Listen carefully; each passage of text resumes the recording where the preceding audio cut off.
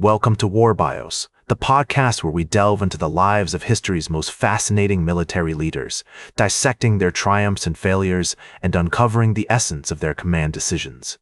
Today, we're going to explore the remarkable life of William the Conqueror, the Norman king who would forever change the course of English history.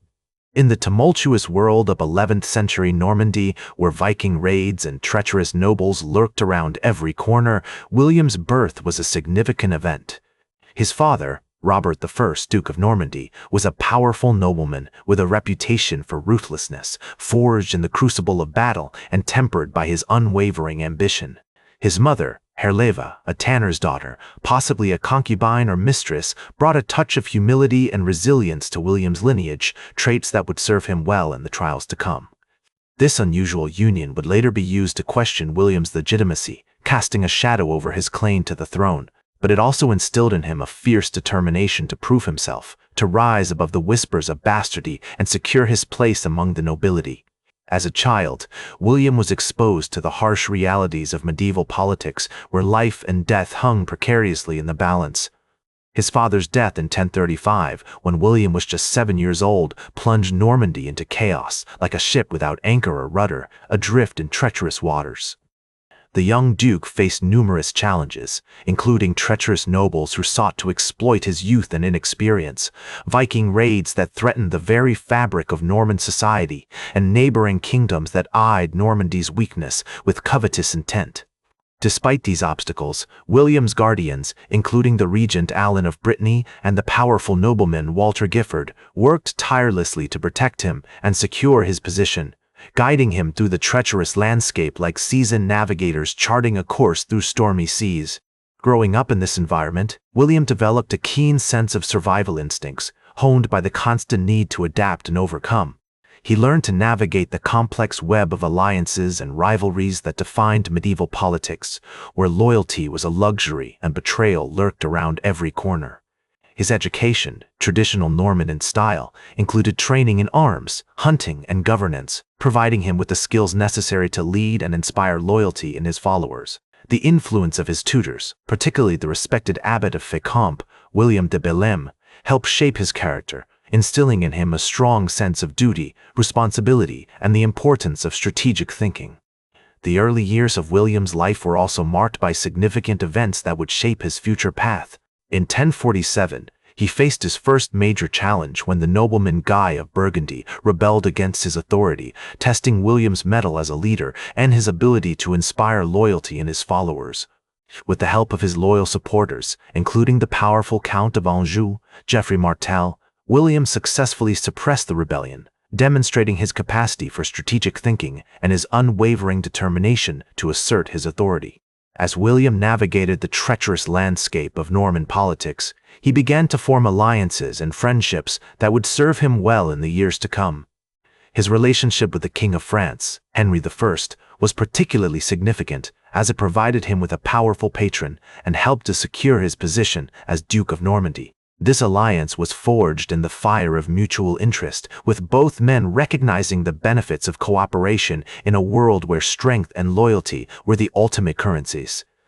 The formative years of William's life were also marked by personal struggles and tragedies, which tempered his character like steel in the forge. The death of his half-brother, Mauger, in 1055 was a significant blow, as it removed a potential rival and allowed William to consolidate his power.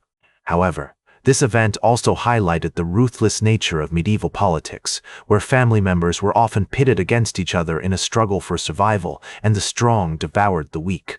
The tumultuous world of 11th century Normandy provided a crucible in which William's character was forged, preparing him for the challenges he would face as he sought to expand his territories and secure his legacy. The seeds of greatness were sown in these early years as William began to develop the skills and strategic thinking that would ultimately lead him to conquer England and change the course of history. In this crucible of conflict and ambition, William's leadership style began to take shape, forged by the fires of adversity and tempered by his unwavering determination. He learned to inspire loyalty in his followers, to adapt to changing circumstances, and to think strategically, always keeping his eyes fixed on the horizon where the next challenge awaited. The early years of William's life were a microcosm of the medieval world, a world of contrasts, where strength and weakness, loyalty and betrayal, and honor and ambition were constantly at play. As William's power and influence grew, he began to set his sights on expanding his territories beyond Normandy, driven by an insatiable ambition that would eventually lead him to the shores of England. The year 1050 marked a significant milestone in his career as he married Matilda of Flanders, a union that not only brought him a loyal and intelligent partner but also provided him with a valuable alliance with the powerful County of Flanders. This strategic marriage was a testament to William's forward thinking, as it helped to secure his northern borders and provided him with a strong foundation for future conquests. The years that followed were marked by a series of military campaigns, as William sought to assert his authority over neighboring territories. In 1063, he launched a successful campaign against the Duchy of Maine, which had long been a thorn in the side of Norman rulers. This victory not only expanded William's territories, but also demonstrated his military prowess and cemented his reputation as a skilled and formidable leader.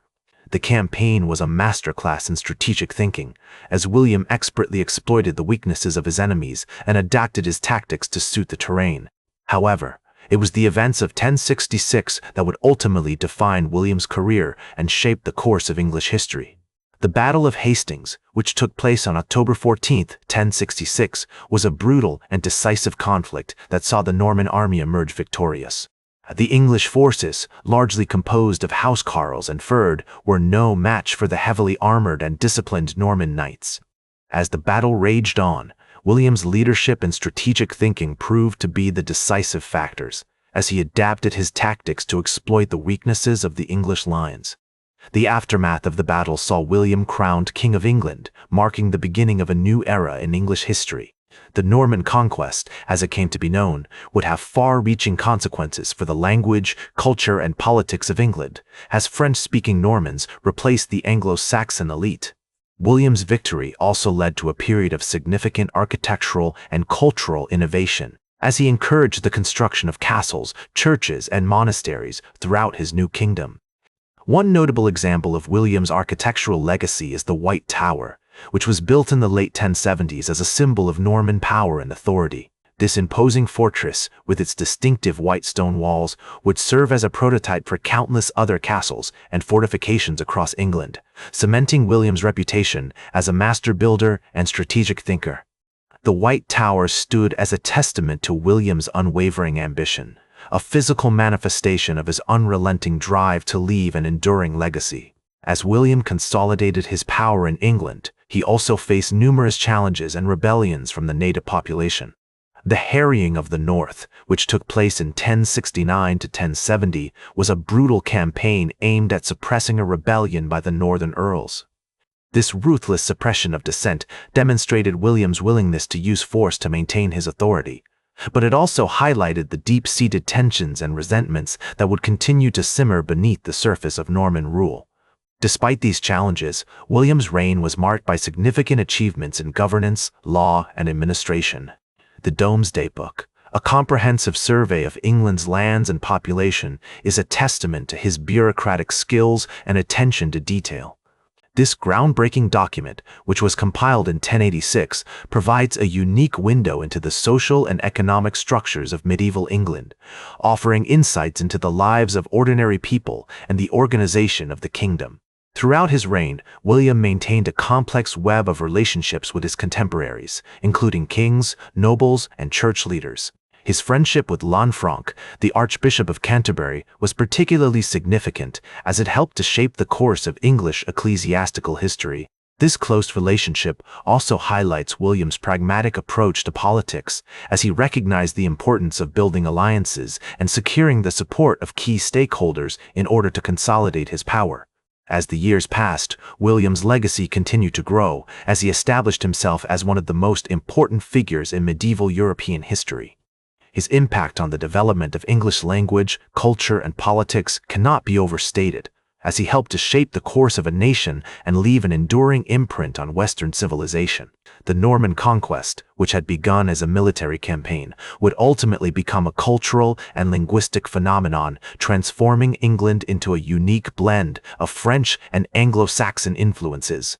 The sheer scale of William's achievements is a testament to his boundless energy, strategic thinking, and unwavering ambition. As he looked out upon his newly conquered kingdom, he must have felt a sense of pride and satisfaction, knowing that he had created something truly remarkable, a new nation, forged in the fire of conquest and shaped by the principles of Norman rule. As William's reign drew to a close, he could reflect on a lifetime of achievement marked by both triumph and tragedy. His legacy would continue to shape the course of English history, as his descendants ruled England for generations to come. The impact of his conquest would be felt for centuries, as the language, culture, and politics of England continued to evolve in response to the Norman influence. In the end, William's story is one of unyielding ambition, strategic brilliance, and unwavering determination. He was a true giant of medieval history, a man whose impact on the world would be felt for centuries to come. As William's reign drew to a close, he could reflect on a lifetime of achievement marked by both triumph and tragedy. The weight of his years was evident in the lines etched on his face, a topographic map of battles won and lost, of strategic decisions made and consequences borne. His later years were filled with efforts to consolidate his power, secure his legacy, and ensure the continuation of Norman rule in England. One of his final major works was the establishment of the castle at Rochester, a testament to his enduring focus on military strategy and architectural innovation. This imposing fortress, situated on the banks of the River Medway, stood as a sentinel, guarding the southeastern approaches to London and serving as a powerful symbol of Norman dominance. In 1087, William fell ill while on a campaign in France, and he died on September 9th of that year, surrounded by his family and advisors. The news of his passing sent shockwaves throughout Europe, as if the very foundations of the continent had been shaken. His death marked the end of an era, as the man who had single-handedly transformed the course of English history passed into memory. As the news spread, tributes poured in from across Europe, with many acknowledging the profound impact he had made on the continent. The chronicler Orderic Vitalis would later write that William's death was a calamity for the Norman people and a cause of sorrow for all who knew him. The outpouring of grief was a testament to the enduring legacy of the conqueror, a man whose unwavering ambition and strategic brilliance had left an indelible mark on Western civilization. William's legacy is perhaps best captured by the words of historian David Bates, who noted that he was a man of great energy and intelligence, capable of inspiring loyalty and devotion in those around him. This assessment is borne out by the enduring influence of William's conquest, which continues to shape English language, culture, and politics to this day. The Norman conquest, with all its attendant upheaval and transformation, had been a crucible, forging a new nation from the disparate elements of Anglo-Saxon and Norman cultures. In the years following William's death, his sons and successors worked to build upon his foundation, expanding Norman rule and consolidating their hold on England. However, as the centuries passed, the legacy of the conqueror began to take on a life of its own, transcending the boundaries of time and place. His name has become synonymous with courage, leadership, and vision, inspiring generations of historians, scholars, and leaders to study his life and campaigns. His was a life marked by both triumph and tragedy, yet ultimately it is the triumphs that endure, shaping our understanding of the past and informing our vision for the future. The conqueror's story serves as a powerful reminder that leadership is not solely about achieving victory or accumulating power, but about building relationships, fostering loyalty, and creating a sense of community and shared purpose.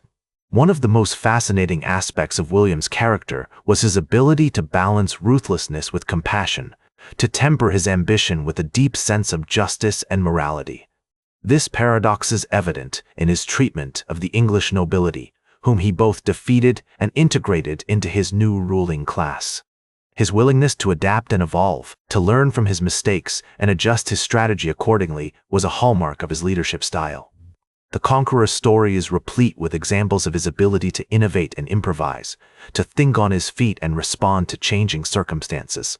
His conquest of England marked the beginning of a new era in Western history, one characterized by the rise of nation-states, the growth of trade and commerce, and the evolution of modern systems of government. The Norman conquest was a catalyst for these developments, setting in motion a chain of events that would shape the course of European history for centuries to come. That's all for today's War Bios. Remember to like, share, and subscribe, and until next time, I'm General Biography reminding you to keep marching toward victory.